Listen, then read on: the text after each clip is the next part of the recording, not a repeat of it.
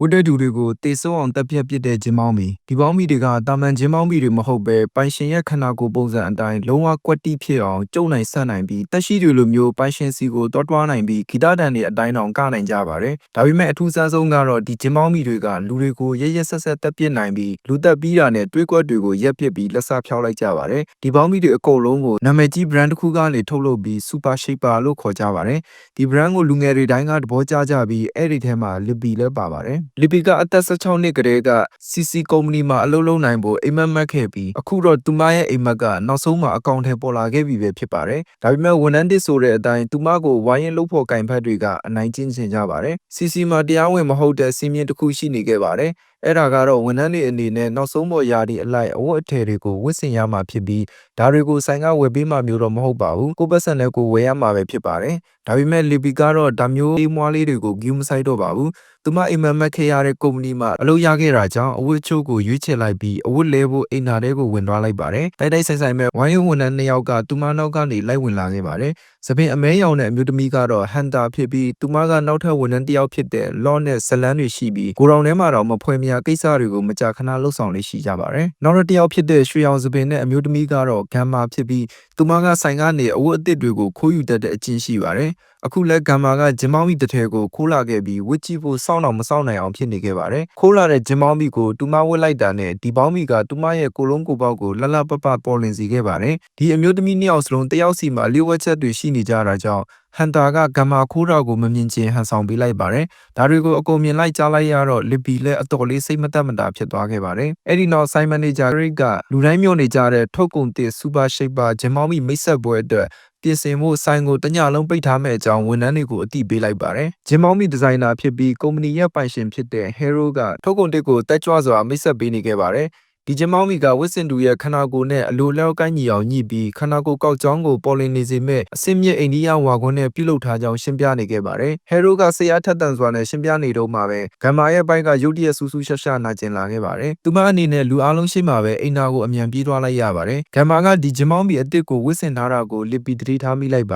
တယ်ပွဲကိုအနောက်ရှက်ဖြစ်သွားမှစိုးရိမ်နေခဲ့တဲ့ဂရိတ်ကပြီးတာနဲ့ချက်ချင်းပြန်လာဖို့ဂမ်မာကိုပြောလိုက်ပါတယ်ဒါပေမဲ့ဂမ်မာစီမှာတော့အခြေအနေကစိုးနေခဲ့ပြီးသူမဘလောက်ပဲချွတ်ချွတ်ဂျင်းမောင်းမီကချွတ်လို့မရခဲ့ပါဘူး။သူမပို့ပြီးအားဆိုင်ချွတ်လေလေဘောင်းမီကပို့ပြီးကြက်လာနေပဲဖြစ်ပါတယ်။ဂမ်မာကအိမ်နာတကားကိုခြေထောက်နဲ့ကန်ထားပြီးဂျင်းမောင်းမီကိုအတင်းဆွဲချွတ်ဖို့ကြိုးစားလိုက်ပေမဲ့ဘောင်းမီကလုံးဝချွတ်မရဖြစ်နေခဲ့ပါတယ်။ဘောင်းမီတွေကအရန်တင်းကျက်လာပြီးသူမရဲ့ခါးပေါ်မှာပါတွေးတွေထွက်လာခဲ့ပါတယ်။အဲ့ဒီအချိန်မှာဟဲရိုကတော့ဆိုင်ထဲမှာဝန်ထမ်းတွေအကုန်လုံးကိုစိတ်တက်မြင့်တင်ဖို့အာဘစ်ကားတွေပြောနေခဲ့ပါတယ်။အိမ်နာတွေကထွက်လာတဲ့အသေးအတန်နာကျင်နေတဲ့အော်ဟစ်တန်တွေကိုလုံးဝတတိမထားမိပဲလူတိုင်းကဟဲရိုကိုစိတ်လှုပ်ရှားစွာနဲ့အားပေးနေခဲ့ကြပါတယ်။မကြာခင်မှာပဲကျမ်းမြေပေါ်မှာတွေးရိုင်တစ်ခုဖြစ်လာပြီးဂမ်မာကတော့ဂျင်းမောင်းမီညစ်သက်တာကိုခံလိုက်ရပါတယ်။အဲ့ဒီနောက်မှာတော့ဂျင်းမောင်းမီကပုံစုံဆက်တစ်လုံးလုံးပဲကျမ်းမြင့်ပေါ်ကတွေးအားလုံးကိုဆုပ်ယူလိုက်ပါတယ်။ဟဲရိုကမပြန်ခင်ထုတ်ကုန်တစ်ကိုကြီးညာဖို့ဆိုရှယ်မီဒီယာဆယ်လီတယောက်ကိုခေါ်ထားပြီးမကြာခင်ရောက်လာလိမ့်မယ်ဆိုပြီးဝန်ထမ်းတွေကိုပြောခဲ့ပါတယ်။သူကဆိုင်ပြင်စင်ကိုအမြန်ဆုံးပြီးအောင်လုပ်ထားဖို့ဝန်ထမ်းတွေကိုပြောခဲ့ပါတယ်။အဲ့ဒီချိန်မှာပဲခရစ်ကဂမ်မာပြန်မလာသေးတာကိုတတိထားမိလိုက်ပါတယ်။သူကဟန်တာကိုတွက်ကြည့်ခိုင်းလိုက်ပါတယ်။ဟန်တာအိမ်နာထဲကိုတွားလိုက်တော့အထဲမှာဘယ်သူမှမရှိပဲဂျင်းမောင်းမီတစ်ထဲကိုပဲအိမ်နာတကားပေါ်မှာတွေ့လိုက်ရပါတယ်။ဂျင်းမောင်းမီပေါ်ကတစိမ့်မှာတော့အနီရောင်အစင်းတစ်ခုရှိနေခဲ့ပါတယ်။ဟန်တာကအဲ့ဒီတစိမ့်ကိုလမ်းကြည့်လိုက်ချိန်မှာသူမကညှို့ခံလိုက်ရတယ်လို့မျိုးဖြစ်သွားခဲ့ပါတယ်။အဲ့လိုနဲ့သူမကအဲ့ဒီဂျင်းမောင်းမီကိုမွတ်ဘဲမနေနိုင်အောင်ဖြစ်သွားခဲ့ပါတယ်။ဂျင်းမောင်းမီကိုဝစ်ပြီးတာနဲ့သူမကအယူမူကားခုံရင်နေရန်ကချိန်နဲ့မတော်စားချိတ်မိကအဲ့ဒီနေရာမှာပဲတည်ဆုံးသွားခဲ့ပါတယ်။ဂရိတ်ကတော့အိမ်နာတဲ့လူတယောက်ကိုတွက်ရှာတာဘာလို့အဲ့လောက်ကြာနေလဲဆိုပြီးလစ်ပီကိုထပ်ပြီးတွက်ကြည့်ခိုင်းလိုက်ပါတယ်။လစ်ပီကလည်းအိမ်နာကိုတွက်ကြည့်လိုက်ပြီးအခုတော့ဂျင်းမောင်းမီကလည်းမရှိတော့ပဲဂမ်မာနဲ့ဟန်တာတို့ကိုလည်းမတွေ့ရတော့ပါဘူး။သူမထွက်သွားတဲ့အချိန်မှာပဲလက်စည်းကန်အောက်ကနေစပင်းတွေထွက်နေတာကိုတတိထားမိလိုက်ပါတယ်။ဂမ်မာရဲ့အလောင်းကဗီဒီယိုထဲမှာရှိနေပြီးသူမရဲ့ကိုယ်လုံးကထပ်ပိုင်းပြက်နေတာကိုတွေ့လိုက်ရပါတယ်။လက်ပြန်သွားတဲ့လစ်ပီကကရိတ်စီကိုသွားပြီးခေါ်လိုက်ပါတယ်။ခုမှပဲအခြေအနေကထင်ထားတာတဲ့တခုခုမာနေတယ်ဆိုတာကိုသိလိုက်ရပါတယ်။ဒါပေမဲ့နောက်နေ့ထုတ်ကုန်မိတ်ဆက်ပွဲမှာတခုခုမာသွားတာနဲ့သူယာရုတက်ဖို့အခွင့်အရေးကပျောက်သွားမယ်ဆိုတာကိုတွေးမိလိုက်ပါတယ်။ဒါကြောင့်ပဲသူကသူကိုယ်တိုင်ဖြေရှင်းလိုက်မယ်လို့ပဲ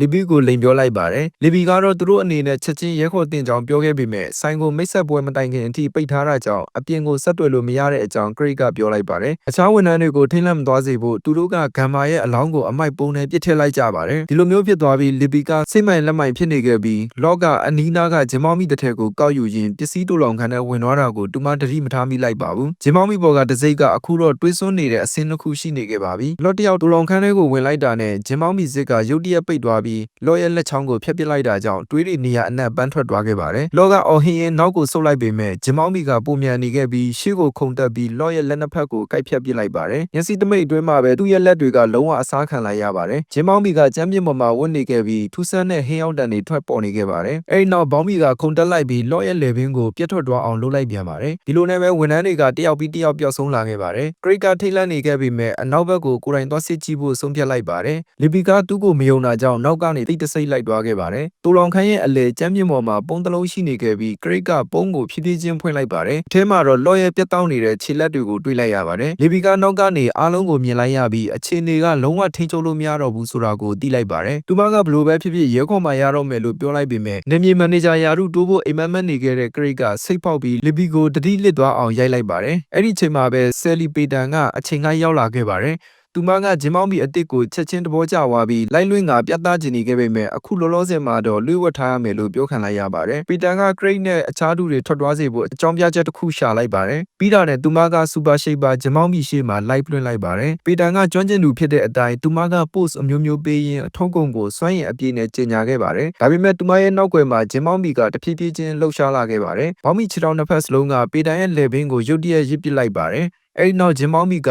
အပေါ်ကိုဆွဲတင်လိုက်ပြီးပေတန်းကိုမြေပေါ်ကနေမြောက်လိုက်တာကြောင့်ပေတန်းလည်းတိတ်ဆုံးသွားခဲ့ပါတယ်။ဒီလိုနဲ့ပဲဂျင်မောင်းမီကသူ့ရဲ့စတုတ္ထမြောက်သားကောင်ကိုရသွားပြီးတစိမ့်ပေါ်မှာအနီရောင်အစင်းလေးခုဖြစ်သွားခဲ့ပါတယ်။ဘောင်းမီကစင်ပေါ်ကိုခုန်တက်လိုက်ပြီးကြံနေတဲ့ဝန်ထမ်းတွေကိုပြင်းထန်စွာတိုက်ခိုက်ပါတော့တယ်။ Craig ပြန်လာတဲ့အချိန်မှာတော့ဂျင်မောင်းမီကအလောင်းတစ်ခုစီကနေတွေးဆုံနေတာကိုမြင်လိုက်ပါတယ်။သူလည်းထိတ်လန့်သွားပြီးလုံခြုံရေးအခန်းစီကိုတန်းပြေးပါတော့တယ်။အဲ့ဒီအချိန်မှာအခြားဝန်ထမ်းတစ်ယောက်ကလုံခြုံရေးအခန်းထဲမှာရှိနေခဲ့ပါတယ်။သူတို့နှစ်ယောက်ကနေမြေမန်နေဂျာယာရုအတွက်အမြဲတမ်းပြိုင်ဘက်တွေဖြစ်နေကြတာကြောင့်ရုတ်တရက် Craig ကအကြံတစ်ခုရသွားခဲ့ပါတယ်။သူကအကြောင်းပြချက်တစ်ခုနဲ့အဲ့မျိုးသမီးကိုအခန်းထဲကနေထွက်သွားအောင်လှည့်စားလိုက်ပါတယ်။အဲ့နောက်သူကအခန်းထဲမှာပုံလိုက်ပြီးကင်မရာကနေစောင့်ကြည့်နေခဲ့ပါတယ်။မကြာမီမှာပဲသူမရဲ့ကြောင်းမက်ဖွဲရအော်ဒန်ကိုကြားလိုက်ရပါတယ်။ဆိုင်ထဲမှာရှူရှူဒီလို့ခေါ်တဲ့အိန္ဒိယမိန်းကလေးတယောက်လည်းကြံနေခဲ့ပါတယ်။ဂျင်မောင်းမီကဆယ်လီရဲ့အဖွဲကိုတက်ဖြတ်နေတော့သူမကတူလောင်ခန်းထဲမှာအယုတ်တွေကိုရွှေ့ပြောင်းနေခဲ့ပါတယ်။အဲ့ဒီအချိန်မှာသူမအကြိုက်ဆုံးဘောလိဝုဒ်တခြင်းကိုဖွင့်ရင်ဆိုင်ရှေ့ဘက်ကိုလမ်းလျှောက်လာခဲ့ပါတယ်။သူမရဲ့အနောက်မှာဂျင်မောင်းမီတစ်ထည်ကမတ်တရက်လာနေတာကိုသူမတတိမထားမိလိုက်ပါဘူး။တခြင်းတန်နဲ့အတူဂျင်မောင်းမီကစီးချက်အတိုင်းတကယ်ကြီးကပြနေခဲ့ပါတယ်။အဲ့ဒီအချိန်မှာပဲကျမ်းမြင့်ပေါ်ကိုကင်မရာတစ်လုံးပြုတ်ကျလာခဲ့ပြီးကင်မရာထဲမှာအဖြစ်အပျက်အားလုံးကိုမတော်တဆမတန်းတင်မိနေခဲ့ပါတယ်။လီဘီတတိပြန်ရလာတဲ့အချိန်မှာတော့ဆိုင်ထဲမှာဘယ်သူမှမရှိတော့ပဲလုံးဝအလွတ်ကြီးဖြစ်နေခဲ့ပါတယ်။သူမကကျမ်းမြင့်ပေါ်ကကင်မရာကိုမြင်ပြီးမှတ်တမ်းကိုကြည့်လိုက်ပါတယ်။ဂျင်မောင်းမီကရှူရှူဒီရဲ့နောက်ကနေကားနေတာကိုမြင်လိုက်ရတဲ့အချိန်မှာတော့လီဘီလက်အကုန်လုံးကိုနားလည်သွားခဲ့ပါတယ်။တကယ်တော့ဒီဘောင်းမီတွေမှာဝိညာဉ်ပူကတ်နေတာပဲဖြစ်ပါတယ်။သူမကကင်မရာကိုဆွဲယူလိုက်ပြီးရှူရှူဒီကိုအမြန်လိုက်ရှာရပါတယ်။အဲဒီနောက်သူတို့နှစ်ယောက်ကလုံခြုံရေးအခန်းထဲမှာ Craig နဲ့ဆုံသွားကြပါတယ်။လုံခြုံရေးကင်မရာကနေတဆင့်ဂျင်မောင်းမီကအခုတော့အယုတ်တစ်ခုနဲ့ပေါင်းစည်းသွားတာကိုသူတို့မြင်လိုက်ရပါတယ်။လီဘီကကင်မရာထဲကဂျင်မောင်းမီကားနေတာကိုသတိရလိုက်ပြီးနောက်ထပ်ဘောလိဝုဒ်တခြင်းတစ်ပုဒ်ကိုဖွင့်လိုက်ပါတယ်။ထင်ထားတဲ့အတိုင်းပဲဂျင်မောင်းမီကပြန်ကလာခဲ့ပါတယ်။ဒီဘောင်းမီကလူစကားကိုနားလည်နေခဲ့တဲ့ပုံဖြစ်နေပြီးလီဘီကသူနဲ့စကားပြောကြည့်ဖို့ဆုံးဖြတ်လိုက်ပါတယ်။ဂျင်မောင်းမီကပြက်နေတဲ့လက်တစ်ဖက်ကိုကောက်ယူလိုက်ပြီးတွေးနဲ့နရံပေါ်မှာသူ့ရဲ့ဇလန်းကိုရေးလိုက်ပါတယ်။ CC နဲ့တွဲဖက်လုပ်ကင်နေခဲ့တဲ့အိန္ဒိယဝါကွန်းဆက်ယုံမှာကလေးလုတ်သားတွေကိုတရားမဝင်အသုံးပြုခဲ့ပါတယ်။73နှစ်ပဲရှိသေးတဲ့ကီရက်လို့ခေါ်တဲ့ကောင်မလေးတစ်ယောက်ကဒီကလေးလုတ်သားတွေထဲကတစ်ယောက်ဖြစ်ခဲ့ပါတယ်။ဝါကွန်းရွေးနေတော့မှပဲကီရက်ကဝါကွန်းကျိတ်ဆက်တဲ့ကိုဆွဲတွင်းခံလိုက်ရကသူမရဲ့ခန္ဓာကိုယ်ကကြေမွသွားပြီးသွေးစားတွေနဲ့အတူဝါကွန်းထဲကိုစိမ့်ဝင်သွားခဲ့ပါတယ်။ဒီသွေးစွန်းနေတဲ့ဝါကွန်းတွေကိုအသုံးပြုပြီးဂျင်မောင်းမီတွေကိုပြုလုပ်ခဲ့တာပဲဖြစ်ပါတယ်။အခုတော့ကီရက်ရဲ့ဝိညာဉ်ကဒီဂျင်မောင်းမီတွေထဲမှာပဲရှိနေခဲ့တာပဲဖြစ်ပါတယ်။တကယ်တော့သူမကတရားမျှတမှုကိုပဲလိုချင်ခဲ့တာဖြစ်ပါတယ်။ဒါကြောင့်ပဲသူတို့ကဂျင်မောင်းမီကိုကူညီဖို့ဆုံးဖြတ်လိုက်ကြပါတယ်။သူတို့ရဲ့စိတ်ရင်းမှန်ကိုပြဖို့အခန်းပြင်ကိုထွက်လာခဲ့ကြပေမဲ့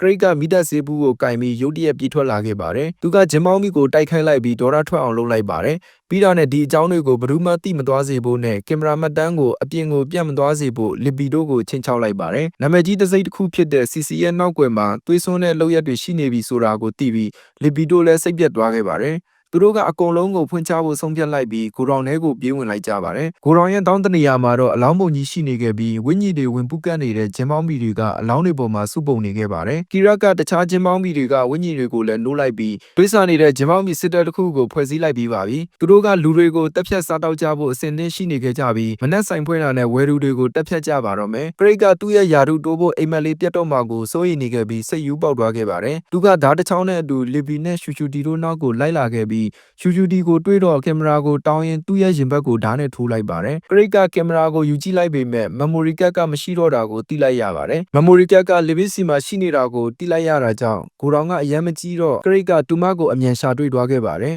လီဘီလည်းလက်ဝင်းညစ်ခံရပြီးတေကန်ဒီဖြစ်နေတော့မှပဲဂျင်းမောင်းမီတွေရောက်လာကတားရဲတွေလိုမျိုးဂရိတ်ကိုတိုက်ခိုက်ခဲ့ကြပါတယ်ခဏအကြာမှာတော့သူ့ရဲ့အယိုးပုံတစ်ပုံကလွဲပြီးဘာမှမကြံတော့ပါဘူးမိုးလင်းတော့ဆိုင်ကိုပိတ်ထားတာကအလိုလျောက်ပွင့်သွားခဲ့ပါတယ်အသက်ရှင်ကျန်ရနေခဲ့တဲ့လီဘီကမောပန်းနွမ်းနေနေခဲ့ပေမဲ့ဆိုင်ပြင်ဘက်ကလူအုပ်ကြီးကိုတတိပေးဖို့အပေါက်ဝါကိုပြေးသွားလိုက်ပါတယ်သူမကလူတွေကိုအထဲမဝင်ပဲပြန်ကြဖို့တောင်းပန်ခဲ့ပေမဲ့လူတွေကသူမကိုဂီးမဆိုင်ပဲဘောင်းမီရဖို့ကိုပဲစိတ်ဝင်စားနေခဲ့ကြပါတယ်သူတို့ကလီဘီကိုဝိုင်းတွန်းလိုက်ကြပြီးလီဘီလည်းလဲကျကတေဆုံးသွားခဲ့ပါတယ်။အဲဒီနောက်မှာတော့လူအုပ်ကြီးကိုဂျင်းမောင်းမီတွေကစပြီးတက်ဖြတ်ပါတော့တယ်။နောက်ဆုံးမှာတော့ဆိုင်ထဲမှာကြောက်လန့်တကြားအော်ဟစ်တန်တွေနဲ့ဆူညံသွားပြီးတွေးတွေလည်းနေရာအနှံ့မှာပြန့်ကျဲသွားပါတော့တယ်။